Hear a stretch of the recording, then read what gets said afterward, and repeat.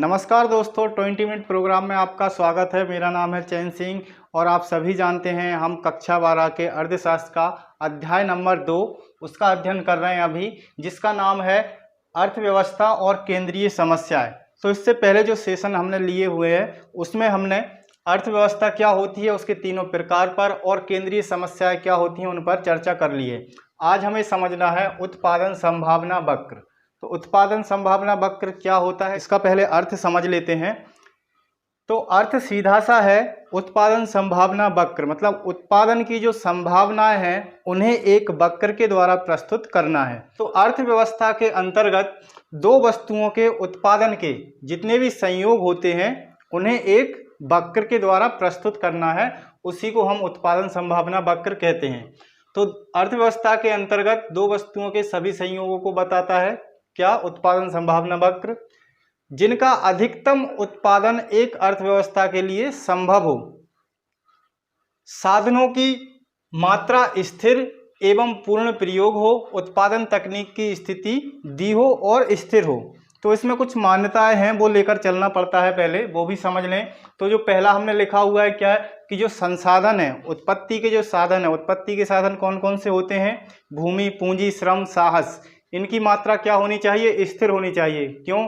क्योंकि केंद्रीय समस्याओं के अंतर्गत हमने क्या पढ़ा हुआ है, उत्पत्ति के जो साधन है वह कोई सी भी अर्थव्यवस्था हो, चाहे पूंजीवादी अर्थव्यवस्था हो, चाहे समाजवादी अर्थव्यवस्था हो, चाहे मिश्रित अर्थव्यवस्था हो, सभी के अंतर्गत जो संसाधन होते हैं उत्पत्ति के वह सीमित होते हैं।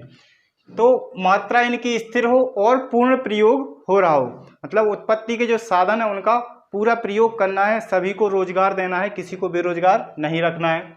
उत्पादन की जो तकनीक है वो भी स्थिर होनी चाहिए, उसमें कोई परिवर्तन नहीं होना चाहिए। यही इसकी मान्यताएं हैं। मान्यताएं देख लें। अर्थव्यवस्था में साधनों का पूर्ण एवं कुशल प्रयोग हो, जो भी संसाधन हमारे पास हैं उत्पत्ति के, जैसे हमने पिछली क्लास में उदाहरण लिया था कि हमारे पास 100 रुपये हैं, 100 रुपये की हम जो खरीदारी कर सकते हैं वो ही करेंगे, 100 रुपये से अधिक नहीं करेंगे। अब इसी 100 रुपये को हम ये मान के चले कि 100 रुपये का हमें उत्पादन करना है और हमें दो वस्तुओं का उत्पादन करना है।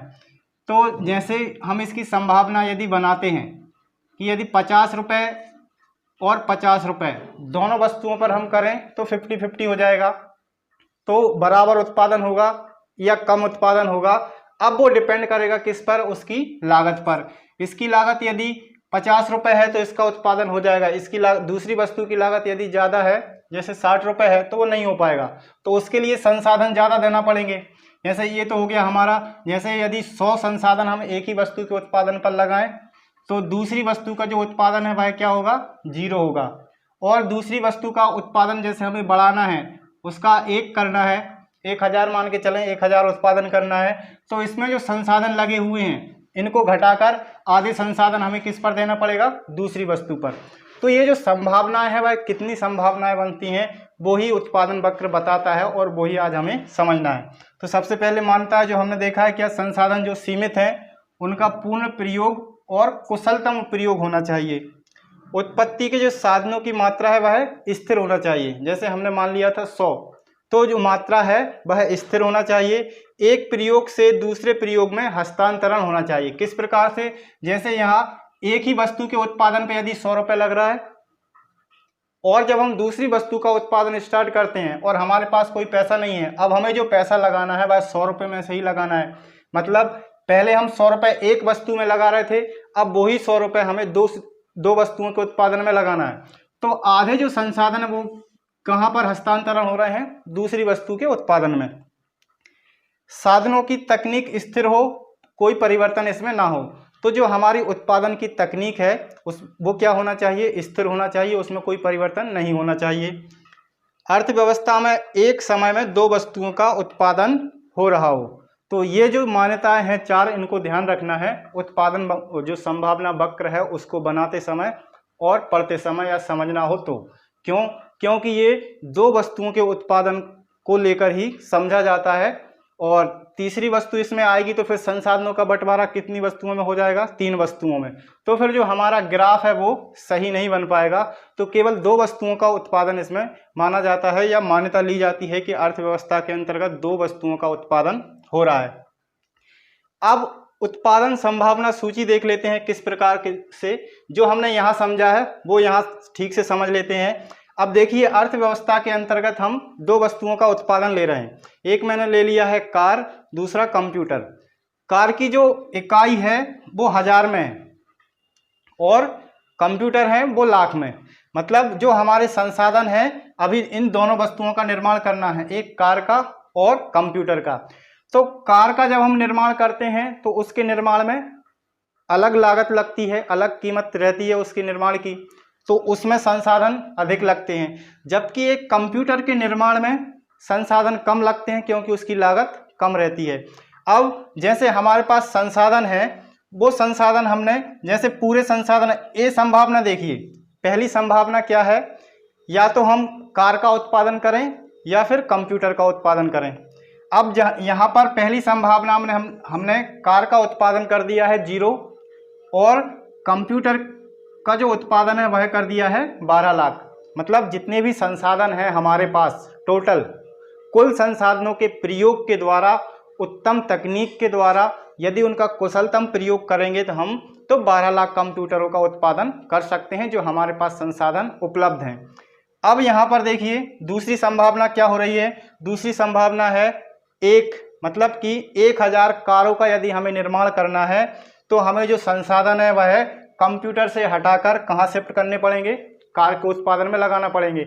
मतलब कि यदि हमारे पास 1 करोड़ रुपए है, 1 करोड़ में से हम पूरे पैसे किस पे लगा रहे हैं, कंप्यूटर के उत्पादन पे, तो 12 लाख कंप्यूटरों का उत्पादन हो रहा है। लेकिन अब हमें 1000 जो है कारों का भी उत्पादन करना है, 12 लाख जो 1 करोड़ रुपए है उसमें से, तो कुछ पैसा हम कहाँ शिफ्ट कर देंगे, कार के उत्पादन में लगा देंगे और कुछ लगा देंगे कंप्यूटर के।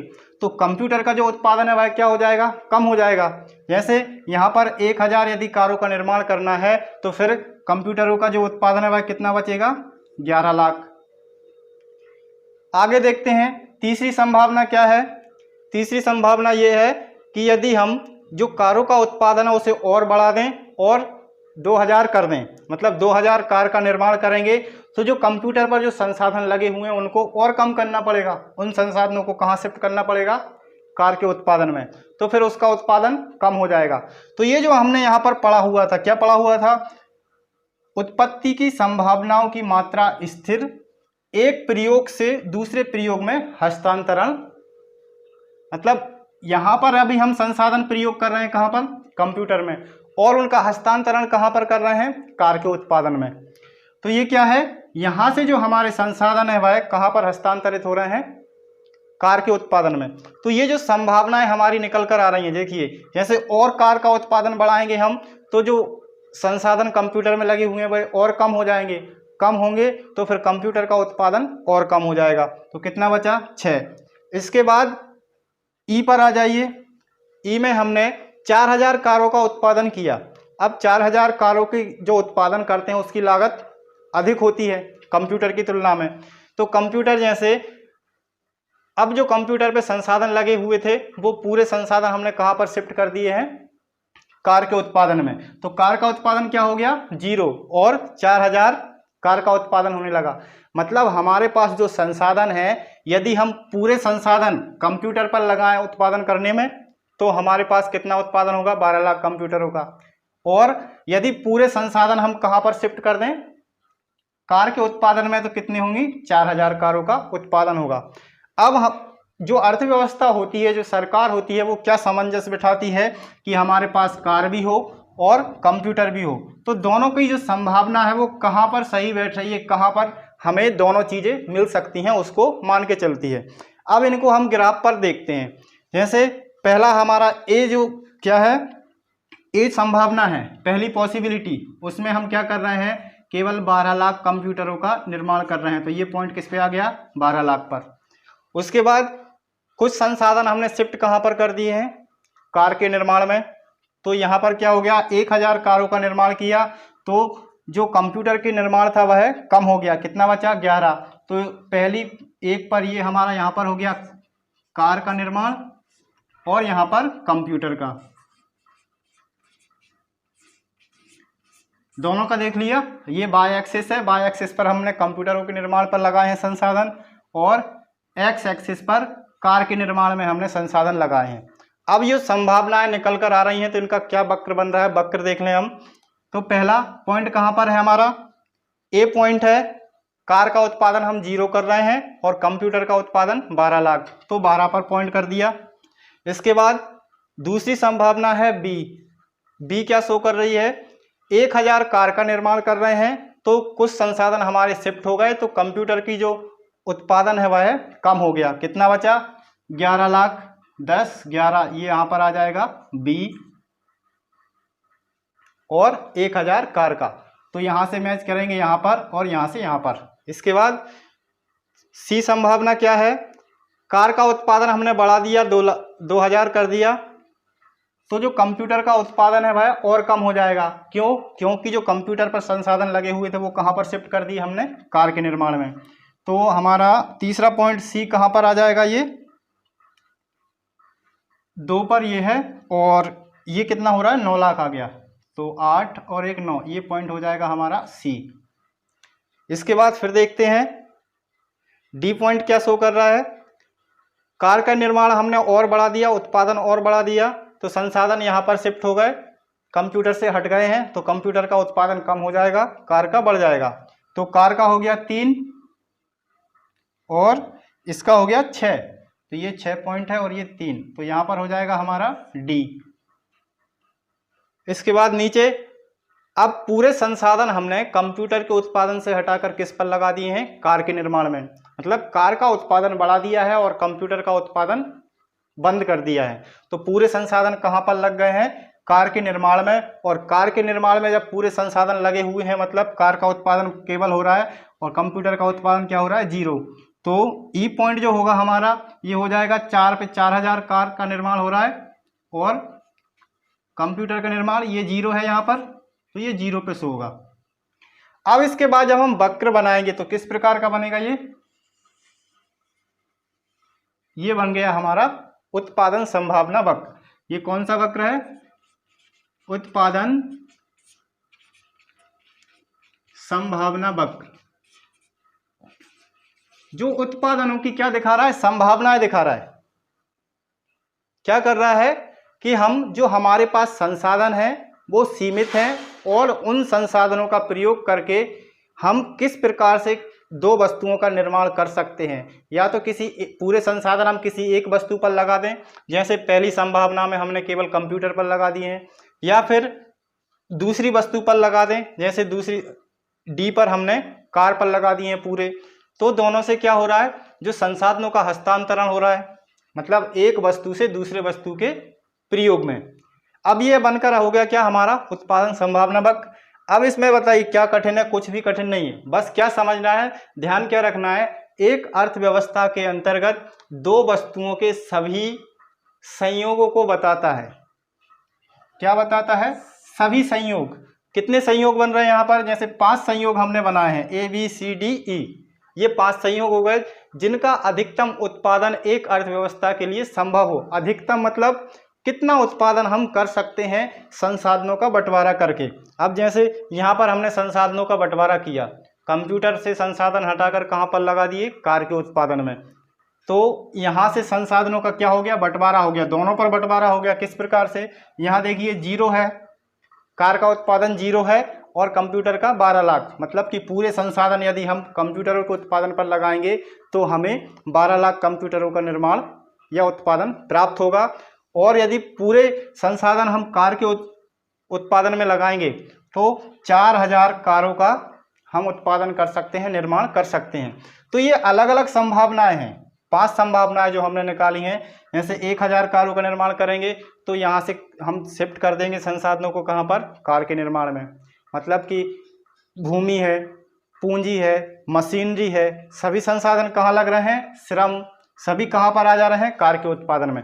तो यहाँ से संसाधनों का क्या हो रहा है, हस्तांतरण हो रहा है। तो जो अधिकतम उत्पादन हो रहा है, मतलब हम कुछ संसाधन यदि यहाँ पर देंगे तो अधिकतम, क्योंकि संसाधन हमारे पास सीमित हैं।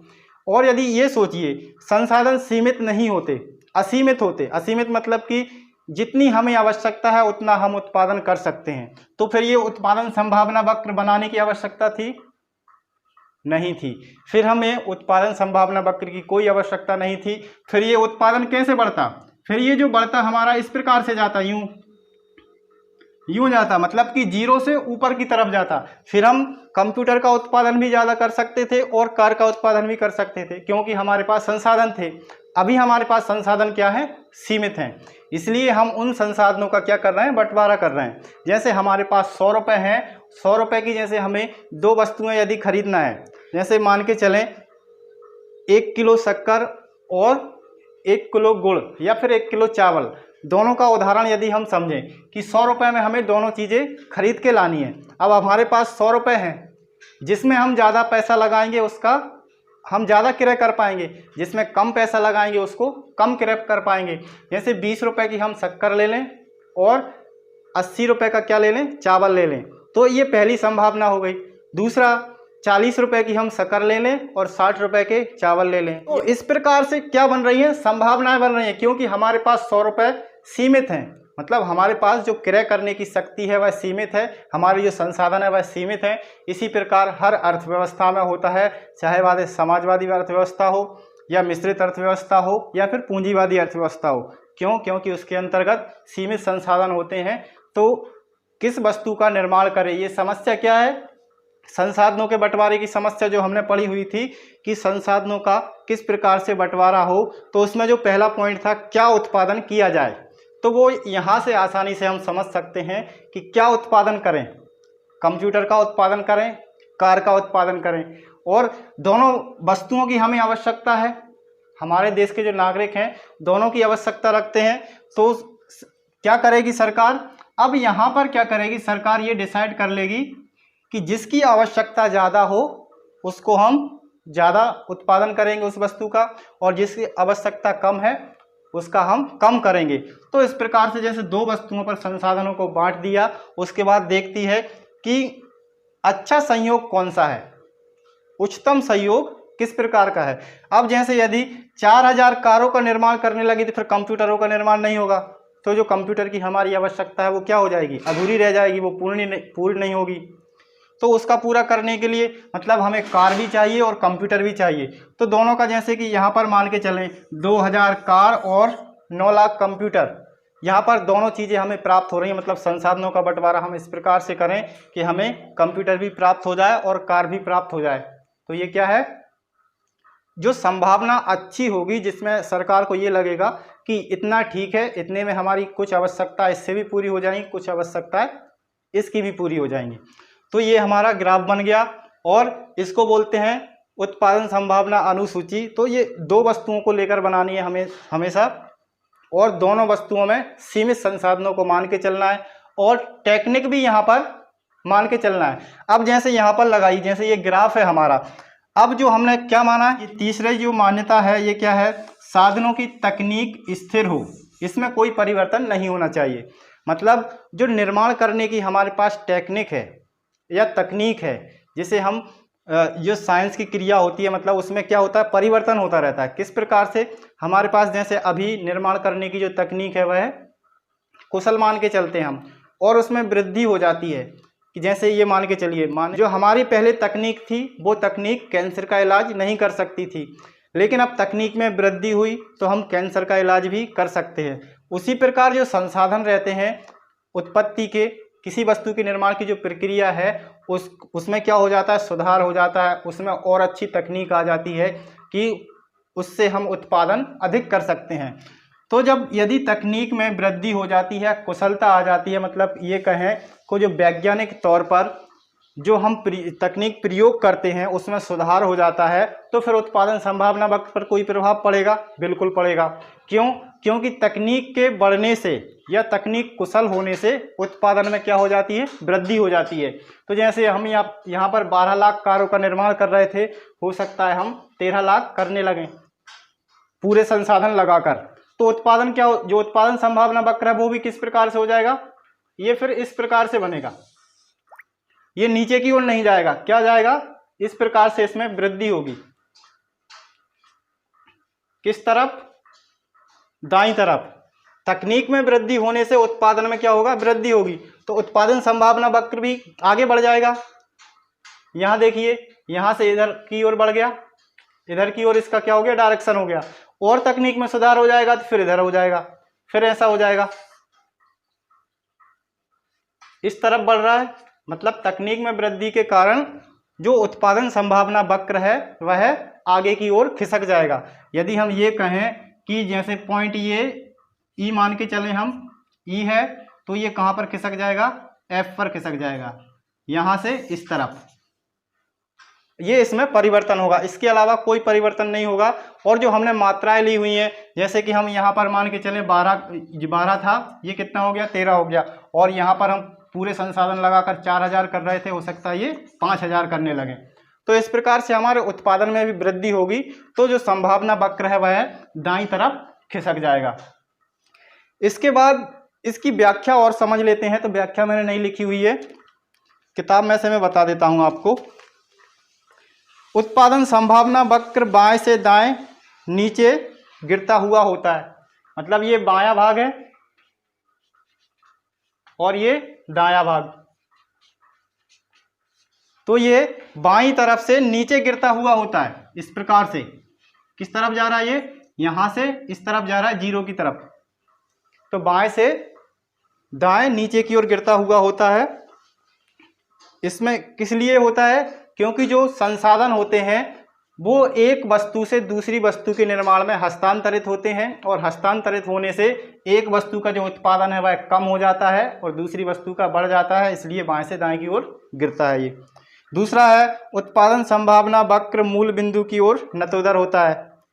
मूल बिंदु की ओर नतोदर होता है, इसका अभिप्राय क्या है, यदि एक वस्तु का उत्पादन एक इकाई करके बढ़ाया जाता है तो दूसरी वस्तु का अधिकाधिक मात्रा में त्याग करना पड़ता है। जैसे यहाँ पर हमने त्याग किया, यहाँ पर कितना त्याग कर दिया, 1 लाख कंप्यूटरों का त्याग कर दिया। इसके बाद यहाँ पर 2 लाख कंप्यूटरों का त्याग कर दिया। तो ये क्या कर रहे हैं, हम त्याग करते हैं दूसरी वस्तु के उत्पादन का, इसलिए ये क्या होता है, नतोदर होता है। उत्पादन संभावना वक्र स्थित प्रत्येक बिंदु साधनों के पूर्ण प्रयोग तथा अर्थव्यवस्था में पूर्ण उत्पादन को व्यक्त करता है। जो संसाधन होते हैं उनका क्या दिखाता है, ये हमने मान्यता ही लेके चले थे क्या, कि जो संसाधन है उनका पूर्ण प्रयोग हो। जितने हमारे पास संसाधन हैं वो सभी उत्पादन में हमने लगाए हुए हैं, और उत्पादन की जो अधिकतम मात्रा है उसको प्राप्त किया है।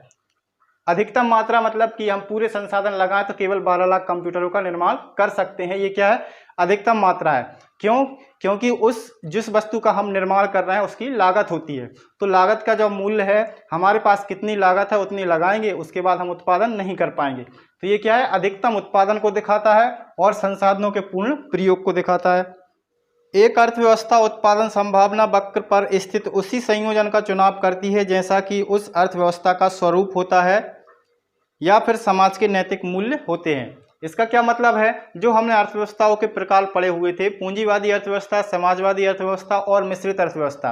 अब कौन सी संभावना को कौन सी अर्थव्यवस्था प्रयोग में लाती है वह उस पर डिपेंड होता है। जैसे यदि समाजवादी अर्थव्यवस्था है तो समाजवादी अर्थव्यवस्था का क्या मतलब रहता है, अधिक समाज कल्याण को महत्व दिया जाता है। समाज कल्याण का क्या मतलब होगा कि समाज में कंप्यूटर भी उपलब्ध हो और कार भी उपलब्ध हो, तो दोनों वस्तुओं का उसे उत्पादन करना है, तो उसे कौन सा संयोग सही लगेगा वह उसके अनुसार उसका चुनाव कर लेगी।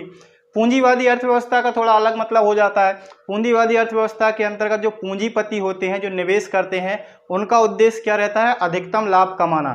तो वह कौन से संयोग को इस्तेमाल में लेंगे या कौन से संयोग का प्रयोग करेंगे, ये हम यहाँ पर नहीं समझ सकते, वो उनकी मनोस्थिति पर रहता है। किस प्रकार की मनोस्थिति है, जैसे उनका उद्देश्य लाभ कमाना है। अब लाभ उन्हें यदि कंप्यूटर के उत्पादन में हो रहा है तो वो केवल कंप्यूटर का उत्पादन करेंगे, और यदि उन्हें लाभ कार के उत्पादन में हो रहा है तो वो किस वस्तु का निर्माण करेंगे, कार का। तो ये हो गया। इसके बाद आते हैं, यदि साधनों की मात्रा में वृद्धि हो जाती है अथवा तकनीकी प्रगति हो जाती है तो अर्थव्यवस्था का उत्पादन संभावना वक्र दाएं आगे की ओर खिसक जाएगा। तो ये जो हमने समझ लिया है पहले ही कि यदि तकनीक में वृद्धि हो जाती है या संसाधनों की मात्रा में वृद्धि हो जाती है तो क्या हो जाएगा, उत्पादन बढ़ जाएगा। उससे क्या होगा, उत्पादन संभावना वक्र बाएं से दाएं की ओर खिसक जाएगा। किस प्रकार से, ये जैसे पॉइंट ई से कहाँ पर पहुँच गया, पॉइंट एफ पर। तो ये इसकी व्याख्या है जो हमें लिखना है पॉइंट वाइज, जो हमने समझे हैं। इस प्रकार से हम इसके पॉइंट बनाएंगे जो हमें ध्यान में रखना है। क्या है, पहले तो बाएं से दाएं की ओर नीचे की तरफ गिरता है, उसके बाद शून्य की तरफ नतोदर होता है। फिर जो भी अर्थव्यवस्था होती है वह संभावना उसकी प्रकृति के अनुसार इसको सिलेक्ट करती है, जो भी संभावना उसके लिए उपयोगी होती है या जो उच्च लगती है, जिससे उत्पादन में अधिक से अधिक वृद्धि हो सके। इसके बाद क्या है, यदि संसाधनों और जो तकनीक है उत्पादन की उसमें वृद्धि हो जाती है तो उत्पादन संभावना वक्र भी आगे की ओर खिसक जाता है। तो ये हमारा कंप्लीट हो गया है उत्पादन संभावना वक्र, जो कि बहुत ही सिंपल है और केवल ध्यान रखना है इसमें दो वस्तुओं के निर्माण का और हमारे पास जो संसाधन है उनकी सीमितता का। अब संसाधनों का बंटवारा हम किस प्रकार से करेंगे तो वो हमें समझना है। तो उन जो बंटवारा करना है उनके अनुरूप जो संभावनाएं निकल के आएंगी, उन संभावनाओं को यदि हम एक ग्राफ पर शो करेंगे, प्रदर्शित करेंगे, तो उसी को हम उत्पादन संभावना वक्र कहते हैं। तो ये कंप्लीट हो गया है। कल हम देखेंगे अवसर लागत क्या होती है। तो मिलते हैं अगली क्लास में, तब तक के लिए जय हिंद।